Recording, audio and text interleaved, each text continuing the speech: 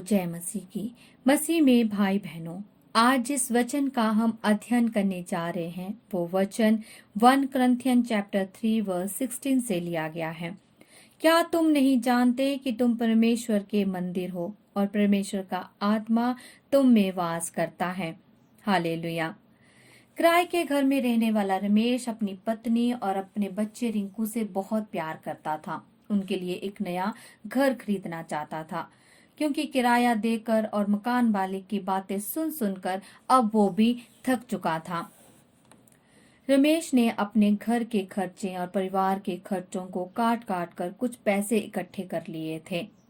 जब उसने हिसाब लगाया तब अब उसके पास 25,12,000 रुपए इकट्ठे हो चुके थे। अब रमेश ने सोचा कि वो अब घर खरीद सकता है।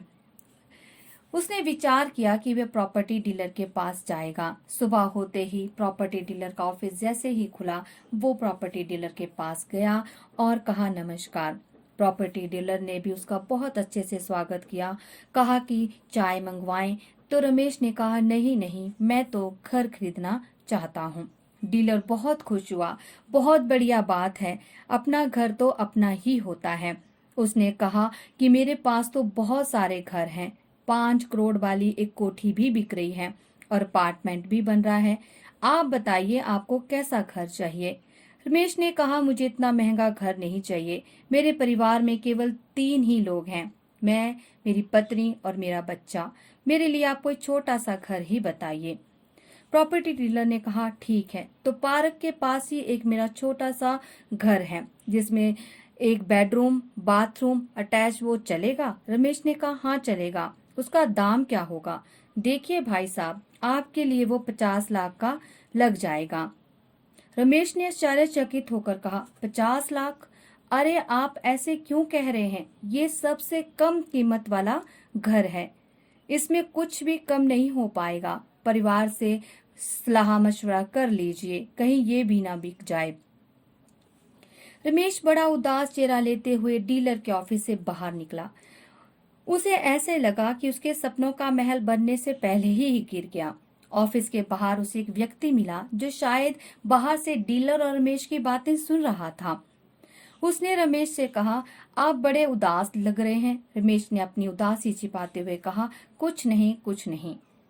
उस अनजान व्यक्ति ने कहा भाई जी, मैं तो कह रहा था कि मेरे पास एक बढ़िया मकान है, 2 रूम हैं, दोनों ओर खुलता है, किचन बाथरूम और छत भी है। यदि आप चाहते हो तो देख सकते हो। रमेश ने सोचा अच्छा छत भी है, चलो देखने में क्या बुराई है, और उस व्यक्ति के बार बार जोर देने पर वह उसके पीछे चल दिया।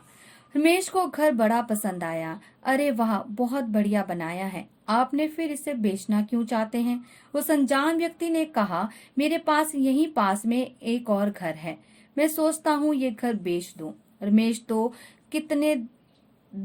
कितने में दोगे ये घर। उस व्यक्ति ने कहा अरे भाई, ये घर अपना ही समझिए, आप जितना देंगे वो ठीक होगा। रमेश ने कहा नहीं नहीं, आप बताइए, यदि मेरी बजट में होगा तो मैं खरीद लूंगा। अनजान व्यक्ति आपका कितना बजट है। रमेश ने कहा कोई 25 लाख का मकान ढूंढ रहा हूँ। अब समझो आपकी खोज पूरी हुई, ये अनजान व्यक्ति ने रमेश से कहा। मकान आपका हुआ। रमेश क्या सचमुच आप ये मकान मुझे 25 लाख में दे देंगे। आप बहुत ही बड़े और भले इंसान हैं। व्यक्ति लेकिन, रमेश ने लेकिन क्या, खुलकर बोलिए। अनजान व्यक्ति ने कहा देखिए, मैं इस मकान को बहुत ही प्यार से बनाया है, इसलिए यदि आपको बुरा ना लगे तो एक बात कहना चाहता हूँ कि मेरी एक शर्त है। रमेश ने कहा बोलिए भाई साहब, आप क्या चाहते हैं, बताइए क्या शर्त है आपकी। व्यक्ति ने कहा मैं चाहता हूँ कि वो जो अंदर वाले रूम में जो एक कील है वो मेरी रहे। आप पूरा घर ले लीजिए, परंतु वो कील मेरी रहेगी। मैं यदि कुछ उसमें लटकाऊं तो आप मुझे कभी मना नहीं करेंगे। रमेश ने कहा अरे ये क्या बात करते हैं, बस इतनी सी बात है। आपने मेरे लिए इतना कुछ किया है तो क्या मैं आपके लिए इतना छोटा काम नहीं कर सकता। वो कील आपकी रही, आप जब भी जी चाहें उस कील का इस्तेमाल कर सकते हैं। अनजान व्यक्ति ने कहा, तो डील पक्की रही। रमेश ने दूसरे दिन ही उस व्यक्ति के नाम 25 लाख का चेक काट दिया। डील पक्की हो गई, कागजात पूरे हो गए, जिसमें ये भी शर्त लिखी गई कि वो कील पर उसी व्यक्ति का अधिकार होगा। रमेश ने खुशी खुशी कहा, अच्छा भाई जी, बहुत धन्यवाद। रमेश ने उसी सप्ताह एक पार्टी रखी, अपने परिवार के सब सदस्यों को बुलवाया। सब बहुत खुश थे और उन्हें घर में प्रवेश किया।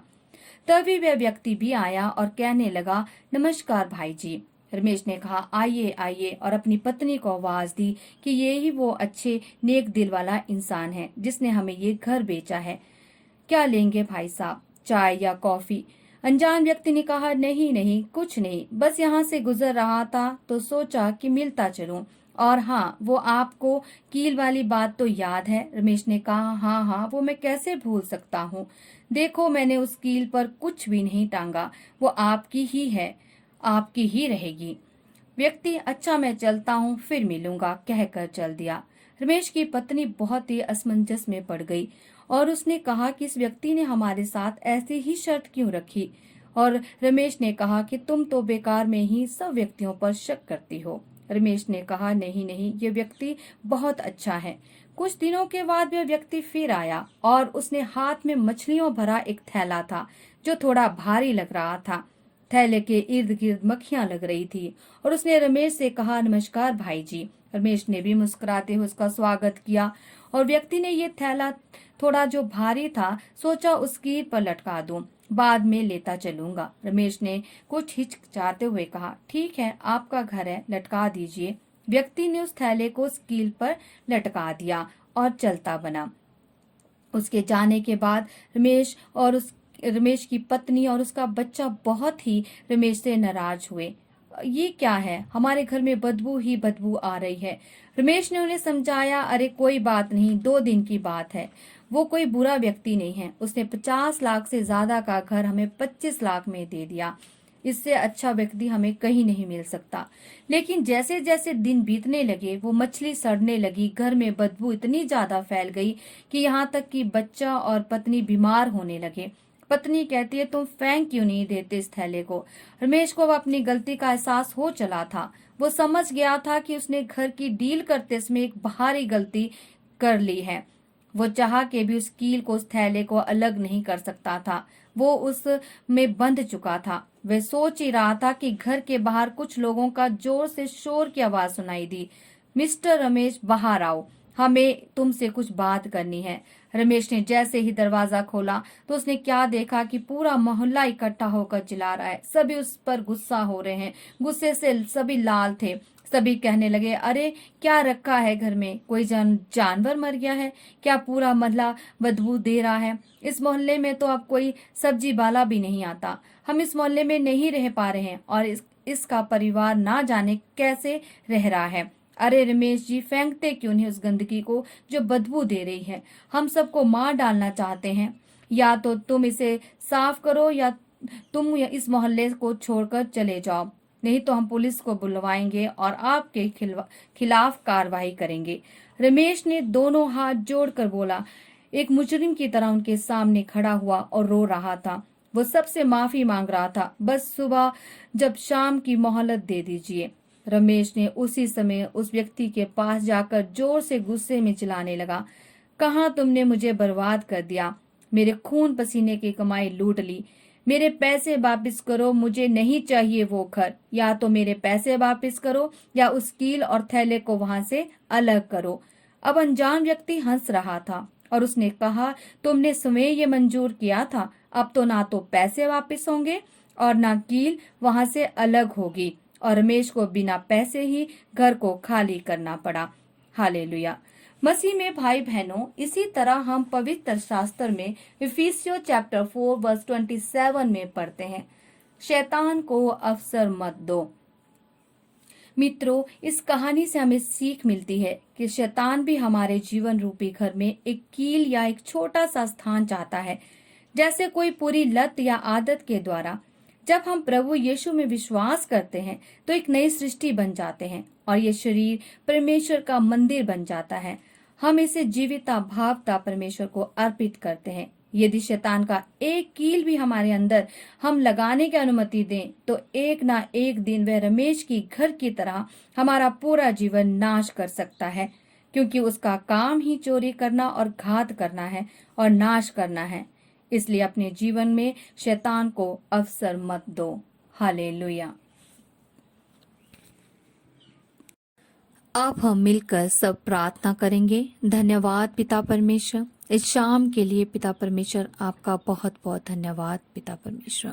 हे पिता परमेश्वर, पूरा दिन आपने हमें संभाले रखा, उसके लिए धन्यवाद पिता परमेश्वर। इस शाम में पिता परमेश्वर आपकी स्तुति, आपकी महिमा करते हैं पिता परमेश्वर, आपकी आराधना करते हैं पिता परमेश्वर। प्रशंसा करते हुए, जय जयकार करते हुए पिता परमेश्वर हम आपके सम्मुख आते हैं पिता परमेश्वर। इस शाम में आपको धन्यवाद का चढ़ावा चढ़ाते हैं। जितने भी लोग हमारे साथ इसमें प्रार्थना में जुड़े हैं, जितने भी लोग हमारे साथ प्रार्थना में सहभागी हैं पिता परमेश्वर, उन सब लोगों को पिता परमेश्वर मैं तेरे सामर्थ भरे हाथों में सौंप देती हूँ पिता परमेश्वर। हे पिता परमेश्वर, सब लोगों पर अपनी आशीष भरा सामर्थ भरा हाथ रख पिता परमेश्वर, महिमा भरा और दयालु भरा हाथ रख पिता परमेश्वर। तेरी दया और करुणा सदा की है पिता परमेश्वर। सब लोगों को आशीष और बरकतें दे पिता परमेश्वर। सबकी इच्छाएं तेरे नाम से पूरी हो पिता परमेश्वर। यही मैं प्रार्थना करती हूँ पिता परमेश्वर। प्रार्थना करते हैं पिता परमेश्वर सब लोगों के लिए पिता परमेश्वर, कि पिता परमेश्वर हमारे जीवन में शैतान की हर कील को उखाड़ फेंके पिता परमेश्वर। हमारे शैतान के हर ताने बाने को, शैतान की हर बुराई को, शैतान की जितने भी हमारे लिए चालें बनाई हैं, वो सब पिता परमेश्वर के नाम से विफल हो पिता परमेश्वर। शैतान को हमारे जीवन से बाहर निकाल फेंके।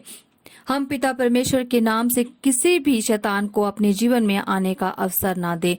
हम हमेशा पिता परमेश्वर से जुड़े रहें और पिता परमेश्वर की तरफ अपनी दृष्टि लगाए रखें। प्रभु के अनुसार अपना जीवन बिताएं, पवित्रताई में अपना जीवन बिताएं। पिता परमेश्वर को अपने जीवन में प्रथम स्थान दें और शैतान को अपने जीवन से बाहर फेंकें। शैतान की हर कील को हम अपने जीवन से बाहर फेंकें। हम सिर्फ पिता परमेश्वर की तरफ देखें, उसकी तरफ दृष्टि लगाए रखें और अपने जीवन में हमेशा आनंदित रहें।